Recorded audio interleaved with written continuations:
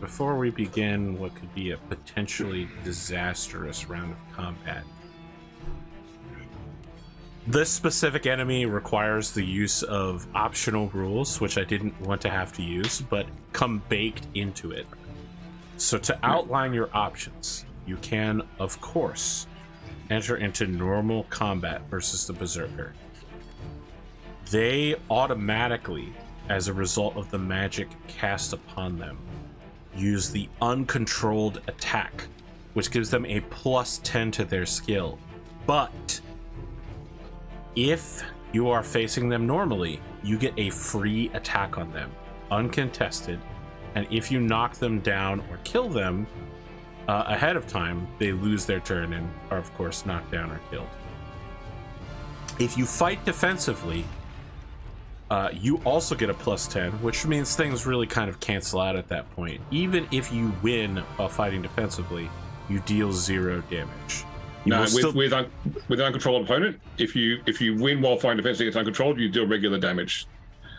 It's specifically in the second option there. You both get the +10 and you resolve damage like a normal combat. Even though normally on a defensive action you would, and it actually says in the defensive action part 2 at the bottom, if you're fighting uncontrollably, you will deal regular damage. All right, I only have the original rules about uncontrolled attack and just that one. If you fight defensively, you do not give the free attack, I believe. That's right, you don't get the free attack, yeah. You don't get the free attack, but you do get your +10 or whatnot. And I guess, as James says, I suppose you get to damage them. Yeah, it says all combat in this case is calculated as if a regular combat. Highs have no effect. So, I'm just gonna be flat honest with you. This Berserker could easily critical you and kill you instantly. But I'm going to fight defensively. Okay. With my spear. All right. Do you want to resolve these one at a time? I do, and I want to know what everybody's doing as they go in before we make these rolls. So we would not. This would not be a charge. And this is not a charge. No. Okay. But we still get the +5 for being mounted. Yeah, and there's some -5 for not having great spears. All true. And those of us with passion still get our passions. If you're still using the same weapon. Yeah. Yes.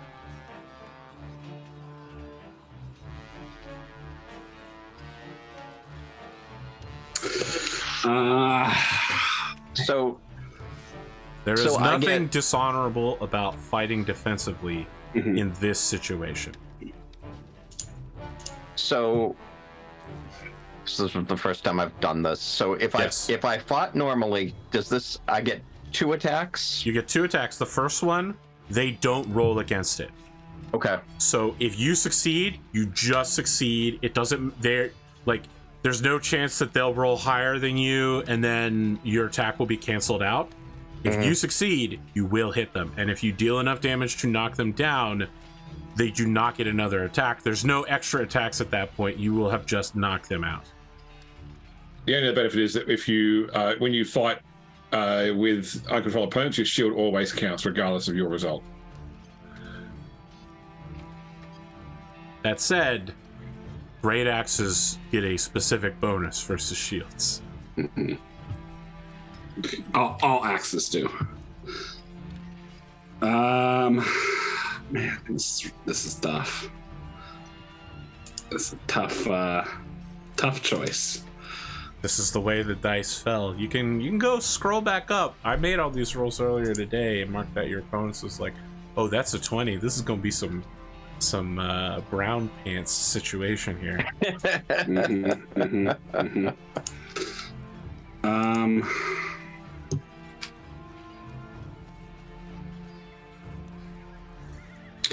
So what are you guys doing? I'm going defensive. Okay. Glimo? Hoping you were going to tell me because you played this before. The fact that he's nervous about it and that James is going defensive should give you some key in, Glimo. Yeah.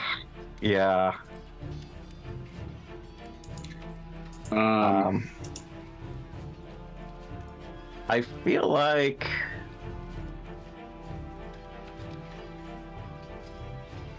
I'm looking at my traits here to see if there's anything that would. What do you value more, your life or your honor? Are you reckless? Are you proud?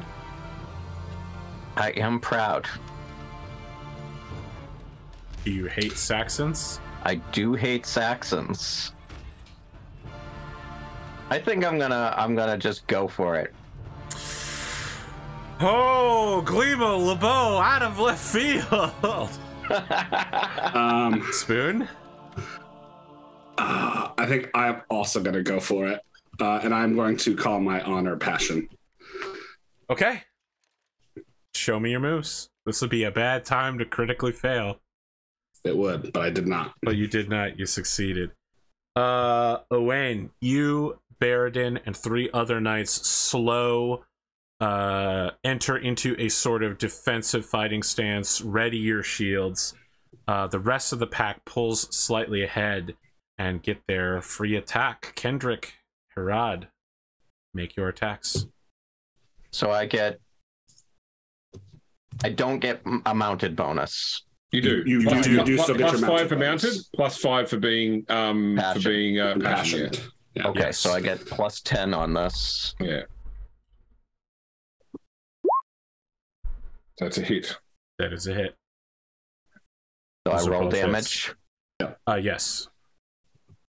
No modifier on the damage. Correct.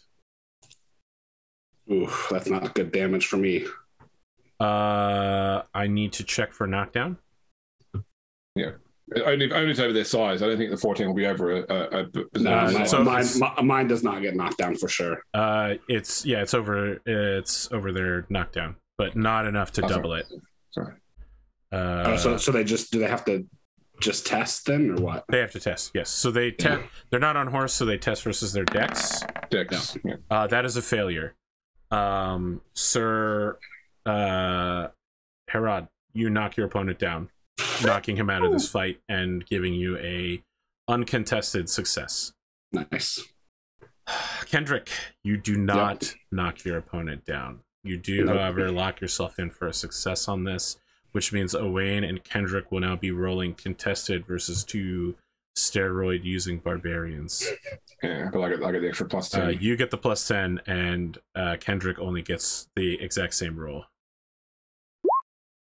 So I exactly rolled a crit. Nice, James. Wow. But that's all I rolled the dice though was a I rolled a natural 20 on the dice. Yes, you did. Yeah, but he's still going to get because they're still I think over 20 skills, so they're still getting a bonus too. Yeah, they have a huge bonus. Yeah, even with the -5 for being. You could still fail even though you critical. Yeah. I mean, it'll be a success, but it'll be a partial success. Sir Kendric, show me your moves. Should I be writing a funeral dirge here? I mean, I've already rolled my sword. But no, you roll again. This is the second attack. Again. Yeah, yes. Gotcha. Okay. So you got the free attack. You failed to put him down. Now you failed to knock him down. Yep. Do I get? Does that attack do damage? All this. It did, but it didn't do enough to knock him down. So he's still. Gotcha. Okay. It also didn't do enough to majorly wound him. So yeah, it dealt damage. You also critical. Let's see if either of your criticals will truly matter in just a moment. Chat from the future, YouTube, hello, welcome. The rest of this campaign will be decided on whether or not these 2 guys take 14d6 plus 2d6 and then minus 1d6 shield. They may be looking at heirs sooner than they think based on these rolls. I might be playing Cousin Reese. We need you to quantum tunnel your cheers, either for the Saxons or for our players, to us in the past at this moment. If either of these rolls is 11 or higher, y'all fucked. Oh, shit. You guys get eviscerated. Well, no. Because it goes to whoever has the higher roll. They have +10 to their skills. Yeah, but their roll is adjusted based on that, I believe.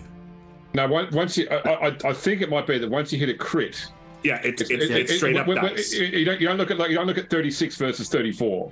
It's a crit versus a crit who had the highest on their dice, I believe. I'm gonna need the reference on that, and it's very important at this moment. Yeah. If true, y'all will definitely survive. If not, you may be in some dire danger.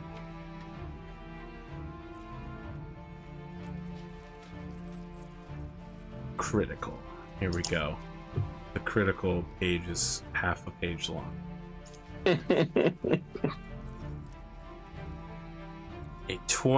A roll of a 20 beats any lesser roll. A critical success. Blah blah blah blah blah. Skill has 2 potential oh, you guys already marked your sword. Does getting a critical on a skill give you an immediate +1? No, it just gives you an immediate check. Okay. Yeah. I feel like there was something. So it says, regardless of number rolled on the dice, a critical success is considered a success roll of 20 since a roll of 20 beats any lesser roll in opposed resolution. A critical success guarantees a win or a tie. Under values greater than 20, it tells you that a die roll can be increased. Treat a result of 21 or higher on the die as a 20, which is a critical success. So then it's the best you can do is a tie. 20 versus 20. So, and then no one does. So in that case, no one does any damage, and we chop through their axes. Yeah, except I'm using a spear, but you're using a sword, so you win ties. But for us, for the tie between me and them, we do no damage to each other. But between Spoon and them, Spoon gets to break their axe.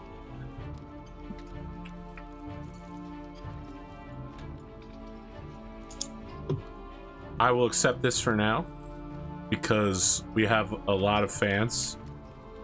We don't have all night to sit here, and I am sure that they will represent in the comment section on YouTube about how wrong which one of us could be. Sure. I agree with your reading at this point that it is not a fumble. It is wash, which does mean that you break their axe. Do you deal damage, or you just shatter the axe? No, I just break his axe. Okay. You will both be readjusted to having a critical success rather than just a success based on this. Critical success, and then it just has a regular success, which is I have a regular success with a knockdown. Perfectly fine. Perfectly fine. One of Sir Amig's knights is just bisected. The horse and half the torso keeps going, and the other part does not. Overall, the defensive formation or Amig's knight's well-founded skill avoids or dispatches these berserkers. You have survived the 3rd of 7 rounds. Next up, you're up against some Carls again. This time they have great spears, so you do not get the automatic +5 for being mounted, nor do they suffer a -5 for their skill. How would you like to engage them? I should say, with what weapon? I will stick with my sword. Sword. I'll stick with spear. Please make your rolls. Again, no +5 for being mounted. But I still get +5 from my passion. Correct. As long as you're still using the weapon attached to that passion. Okay. It'd be nice to roll a high dice at one point. This motherfucker just rolled a 20 and avoided being bisected, and now he's worried about... Yeah. It'd be nice to roll a high dice. This guy. This jokester. This japester. Critical. I got a critical here, and it is on Glimo, and it won't matter because Glimo rolled higher than him. Does the critical cancel out being... No, a critical always counts. Success. Yeah, critical based success. Okay, you're in some trouble, Glimo. It's not that bad. A success versus Owain, and he got a 5 over your 4, so that will also hit you. But I'll get my shield against it. Kendric, you will get a uncontested success. So I'm looking at a success, failure, failure. No, you have partial success. Herawd. Partial success. Okay. Do your damage, Kendric. 4d6 to Owain is going to wash out to 13. Which I've got armor of 10 plus shield of 6. So, and that's exactly my knockdown score. Is that to beat your knockdown score, doesn't it? No. You will need to test horsemanship. Okay. Yeah, I'm good. Okay, you stay on the horse, and because this is so important, I'm going to give you a check in horsemanship. You were told do not. Oh, you already got one? Great. Yeah. Glimo, take a deep breath. I'm about to roll 8d6 on your ass. Don't worry, Glimo. You will get your shield though, because we're here for you. We're here for you. You could get demolished. It is so low. That number is so fucking low. 19. So you'll take 3 actual wounds. You will need to test your horsemanship, which you are not known for. I've actually got decent horsemanship. I just fell off that one time. He might be the best horseman among us. I didn't say whether or not you were good at it. I said you were not known for it. Critical! You cling to your horse with all of your life as you almost get lifted out of the saddle. So, Glimo, when you record wounds on the sheet, reduce your current hit points by the amount of damage you took. But also in the wounds box, write in like the 3 wounds. And each time you take additional wounds, write them separately, because each wound is a separate first aid that can be done, basically. Okay. So you got to track what level each wound is at points wise. Yeah. So like do 3 HP light wound. Plus, in 10 to 15. So the 19, I take 19 hit points worth of. No, because you've got 10 armor and 6 shield. Okay. So I take 3 points of damage, and I mark it down on the wounds as 3 HP wound. Yeah. So reduce your current hit points by 3, and then mark it down as a 3 HP wound. So when old man Herawd is teaching young squires, he's just going to be like, my shoulder hurts from that wound I got at Mirkard Creek from a Saxon great spear. But that's why that's here, because now you have a log of it. Resetting ourselves, you are facing Horthganats. They are accompanying their Thane, who Sir Amag will square up with. They also are wielding great spears and will negate your mounted bonus. Choose your next move carefully. I'm staying the same. Yep. Same verse, same as the first. Very well. With the exception of my 20, every roll has been below 7 in this combat so far. So below 4 even. Oof. Yeah, well, hey, I'm not gonna look a gift horse in the mouth. We survived the berserkers. Yeah, that's true. The Horthganats are worthy of ransoming, which means that if you can deal enough damage but not kill them, you may be able to get a price for their freedom.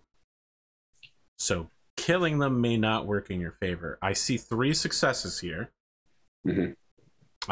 I look here among my peers and I see successes. All right, Wotan, I've asked nothing from you, not even with the berserkers. This is the big money, though. This is the big money. Oh, Jesus. Okay.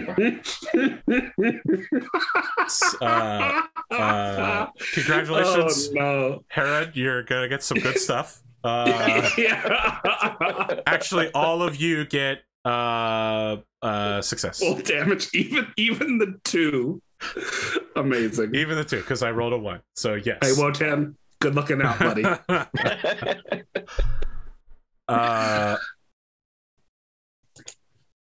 If you can deal more than 16 but less than 24 damage, you may capture. With a squire roll. Yeah. So roll squire. I rolled too low. Hey, squire succeeded. Okay. Mark down that you have captured a... Where is... I see my squire section. So if you just hit his age. Oh, age. Okay.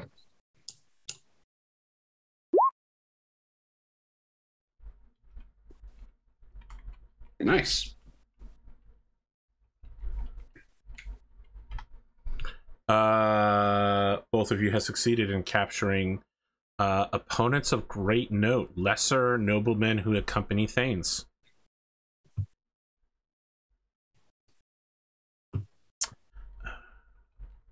Herawd.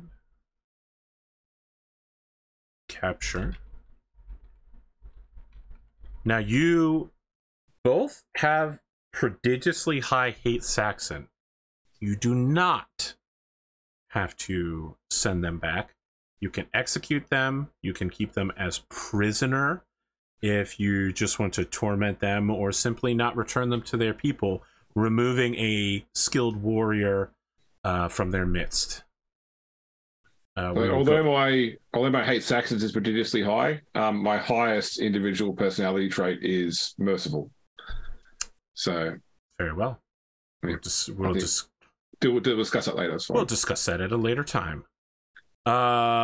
Next up, you're facing mounted Horthginnet, and they do not give a shit about your mounted bonus, and they are attacking with axes to negate your shields. Okay. I will again stick with sword. Stick with spear.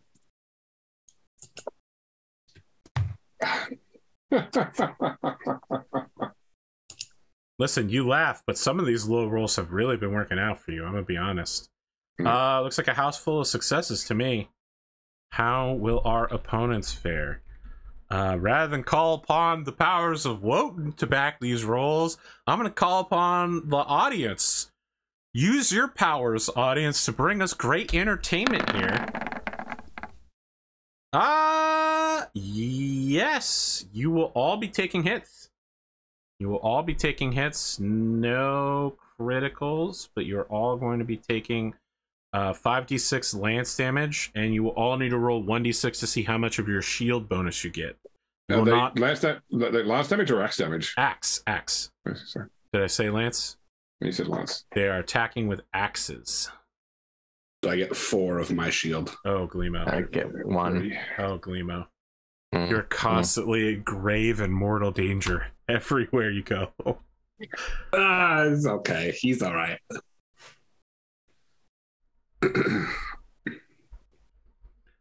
By the same notion, I'm going to go Kendric, Herawd,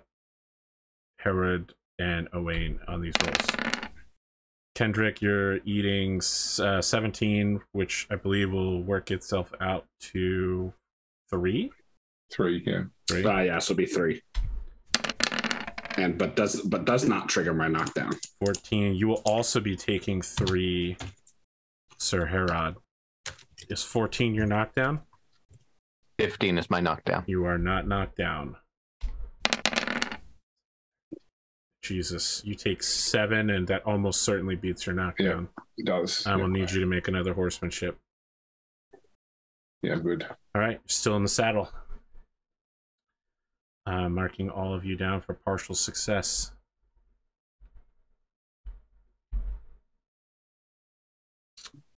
Your final opponents are a pack of corals who are acting as rear guard. They are armed with throwing spears, but are choosing to engage you with their axes. You have faced many corals so far. These seem to be the best equipped, trained, and positioned ones. As I mentioned, they have the honor and duty of rear guardsmanship. So choose wisely your next set of actions. Sticking with my best option. Very well. Sword. So we get the... You get your +5 for being on a horse. Great.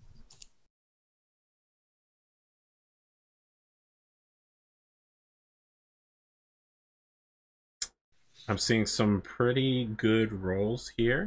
At least one of us can roll double digits. 5, 16, and 7. Finally. First one above 10 since the Berserkers. That will be Sir Owain. You are going to take a hit. Yeah. The two of you are going to blast them. They have a shield, which they will use against Kendric. And they've got axes trying to get 1d6 shield.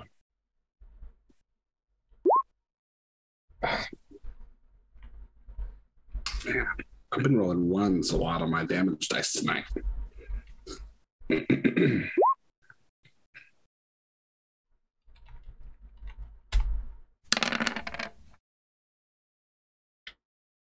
The axe hits you, Owain, and you're just like, okay, you keep riding. It doesn't deal enough damage for you to eat. You probably don't even feel it through your armor with all of the adrenaline and the weariness you have throughout the day. You know, you just kind of ride into their axe and you just bash it out of the way. The guy's just like, hey, come on, man. I'm just trying to rule this island. What's your beef? I do need to make, for the first time in a bit, a knockdown roll.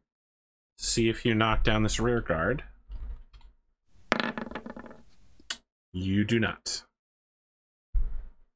The battle is a resounding success. Your unit has only lost one knight, and to the Berserker, each of you will gain 30 glory a round. However, before you start writing anything down, that number is modified based on your successes in battle. So now we're going to do some nerd math.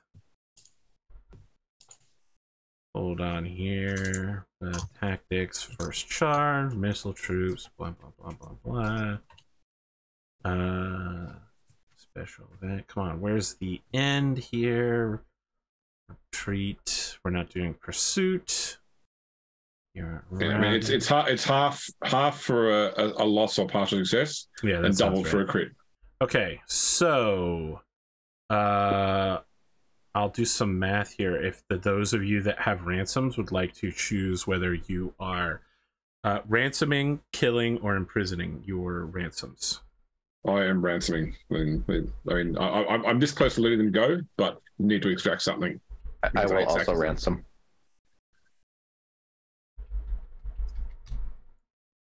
I mean, I assume that we do this with the permission of our Lord. Like we're not ransoming back people. He would have said no, kill them, put them to the sword. Did any of you kill your opponents at any point? I feel like you knocked a Berserker down, but I don't think you killed anybody. Okay. Yeah, no. Well, yeah, nobody did any damage to Berserker.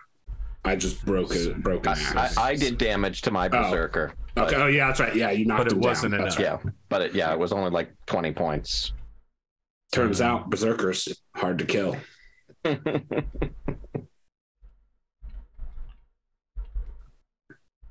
There's some real Ghost Bear partial victories.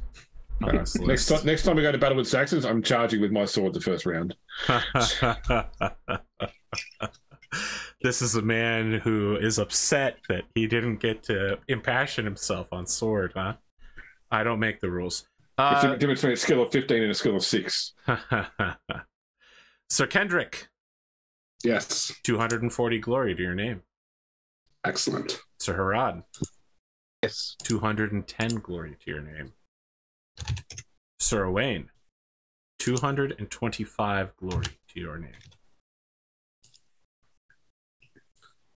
Mine was what, 245? 240. Talk to me about ransoms.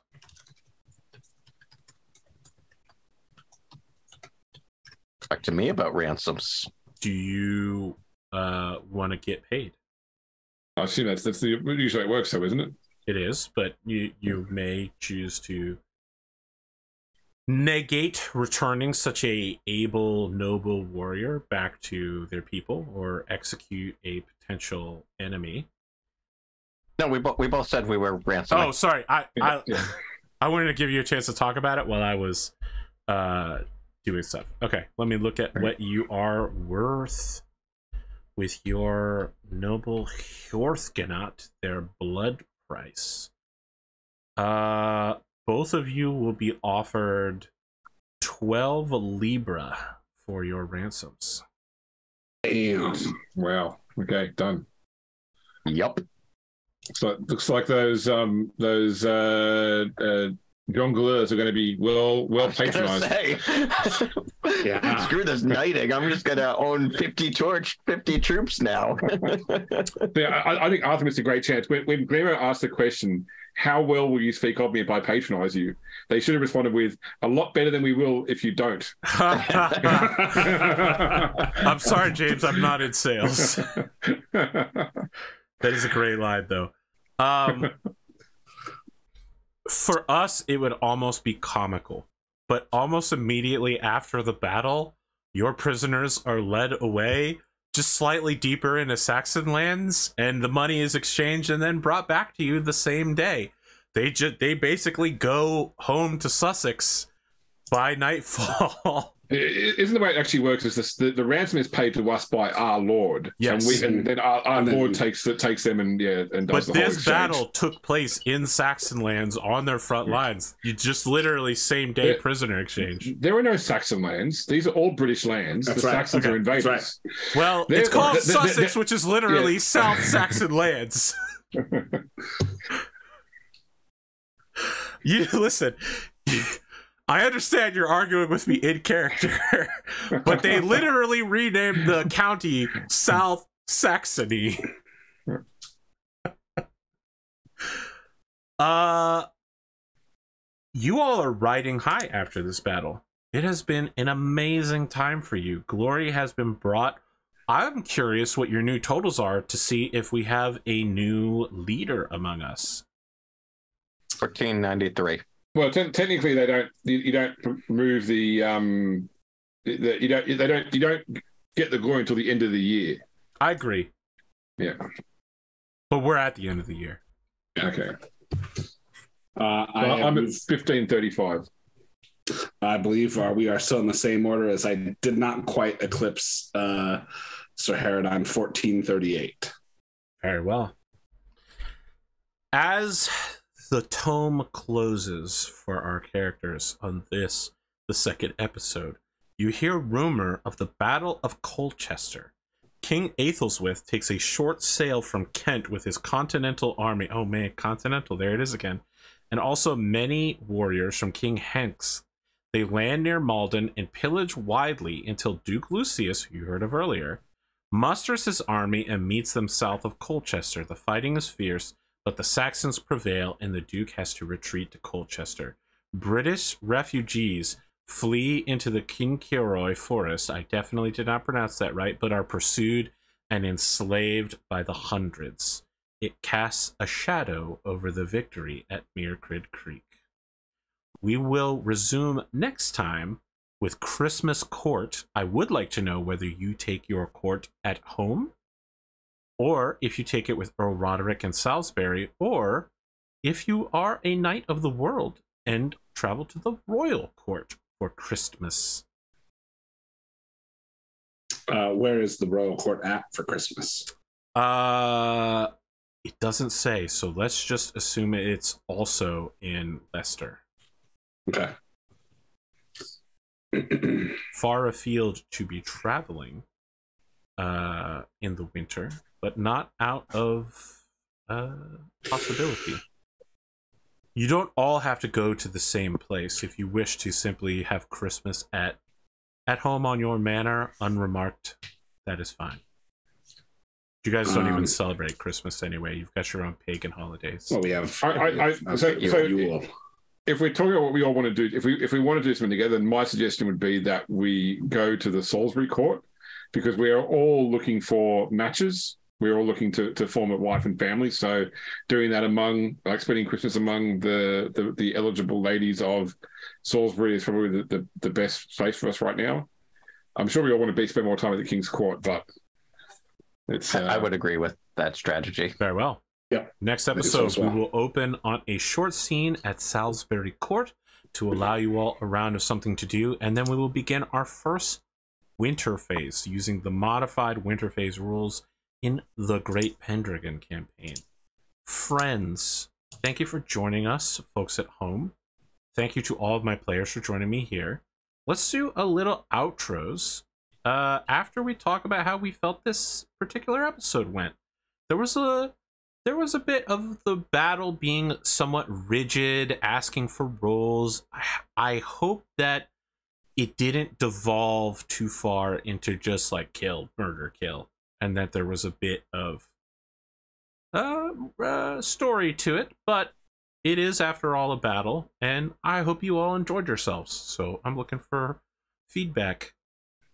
So Audience at home, you that... can also give me I know I don't have to ask for it. You will tell me. But this is an invitation. Yeah, I mean, a battle is a battle. It's like any other combat encounter in an RPG. There's no maps here, obviously, because we're talking about much larger scale. But I think that the system is what it is, and it works. It takes some getting used to. I think that you mentioned before we don't want to use everything up front. My thought would be, if you introduce a later point in the Book of Battles, have it where the players are still under the command of other forces for a while in that rule set, so we can see the commander choosing maneuvers each round before the players take over doing that sort of stuff. But I think that's the only thing that really misses from the system, is the concept of maneuvers and the battle map as such. I think that Book of Battles, Book of Feasts, Book of the Manor may wait until the Dark Times era. I think that the Reign of Uther lasts long enough that you can get used to the rules before adding another set of rules on top.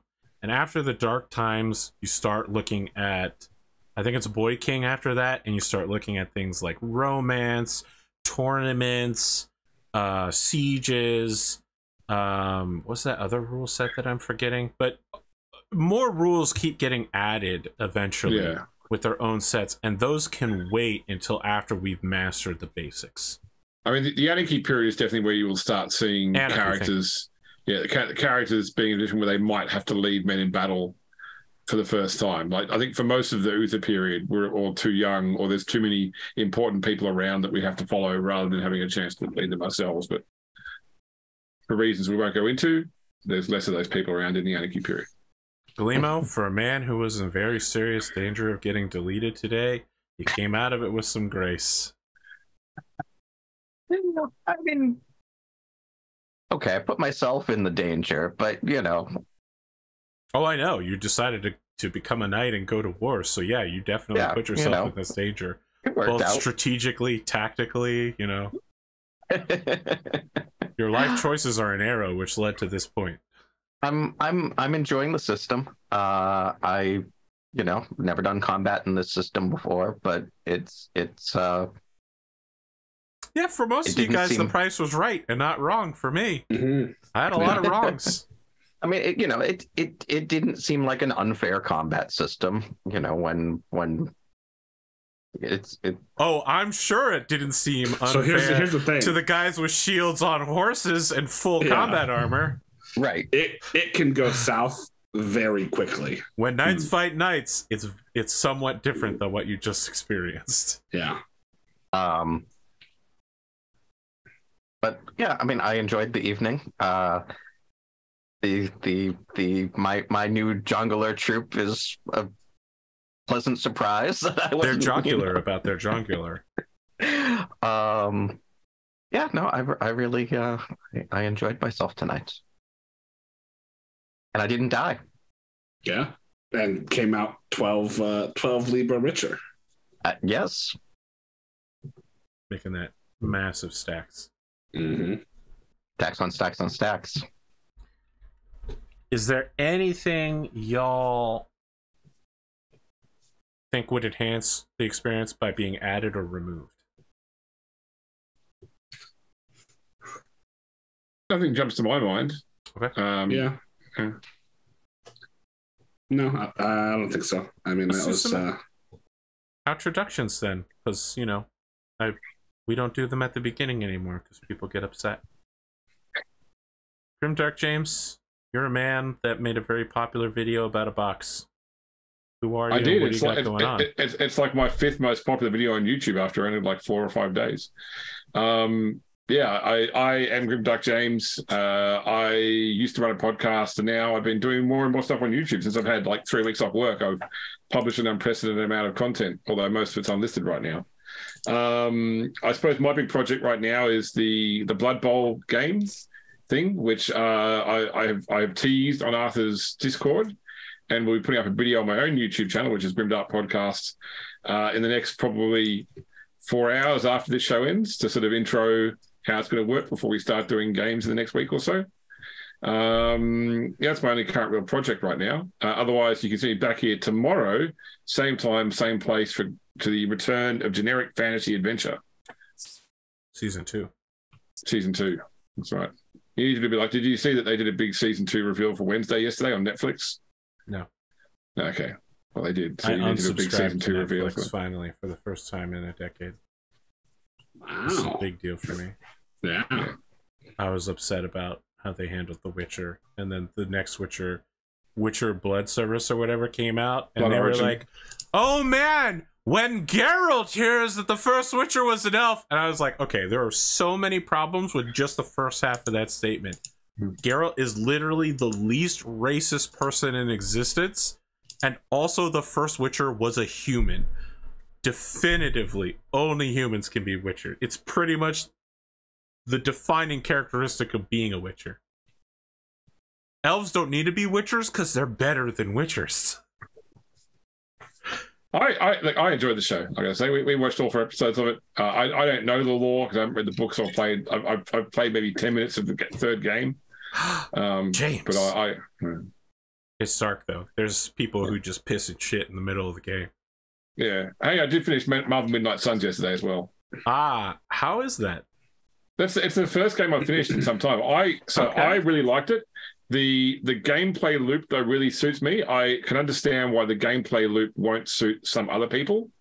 So I would say if you like card battlers, like anything like anything where it's pretty much like you've got a range of abilities to use versus what you know, you always know the outcome. If I play this card, the outcome of this card is always going to be this fixed thing. So what order do I play these cards in to get the most impact on what I'm doing right now? And you know who opponents are going to attack. So there's no randomness to it. It's more like a puzzle. It's more like trying to figure out a puzzle of what's the right series of pieces. That's one side of the game, and the other side of the game is like running around in Mass Effect style, talking to people, exploring an environment where you've got to solve logic puzzles to open up more of the environment. So those 2 gameplay loops really work well for me, and the fact it goes back and forth between the 2 and you can swap one to the other at any point in time, I liked. So I played that game right through, and it's the first game, given that I've got young children and a job, and I do a lot of stuff with Arthur and play a lot of Warhammer. Finishing computer games is pretty rare for me right now, so it's a fair promotion of the game that I did do that. And it's on 30% off right now on Steam as well. Spoon. Not the biggest spoon, but a spoon that is bigger than the average spoon. I'm BigSpoon. You can find me at Arthur's Discord, on Twitter, sort of. Yeah, I'm glad to have not been bisected by berserker axes. You argued well out of it. Yeah, well, I mean, rules is rules. They just happened to work in my favor this time. I was a little worried when I didn't get the knockdown, but then coming up with a crit on the next hit was very nice. So you'll see me on Wednesdays for Solasta occasionally. whenever we get together and do that. Here on Saturdays for Pendragon. I'm a part of the upcoming Blood Bowl playtest, part of Battletech Athena Phase 2, which will be interesting. So, yeah, looking forward to all that stuff. So we'll see you next week. Glimo, LeBeau, pirate captain, sailor of the Sea of Thieves. What can we know about you? I'm Glimo. You can find me in Arthur's Discord. It's Mardi Gras season, so you may actually catch me on twitch.tv/Glimo, frantically getting costumes and throws ready for Mardi Gras. Yeah, that's what I'm up to. Sick. And despite my pirate background, I haven't actually had a chance to spend a lot of time in Sea of Thieves lately. So if anyone wants to do that at some point, it'd be a good excuse. I'm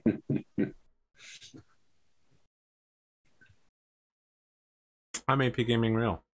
Did you know that I have a show Saturday night? It's this one. You best start believing in Pendragon stories. You're in one. Sunday, Oath of Endosteel is back, and Generic Fantasy Adventure is also back. And Monday night, we have Stars Without Number Shipbreakers launching.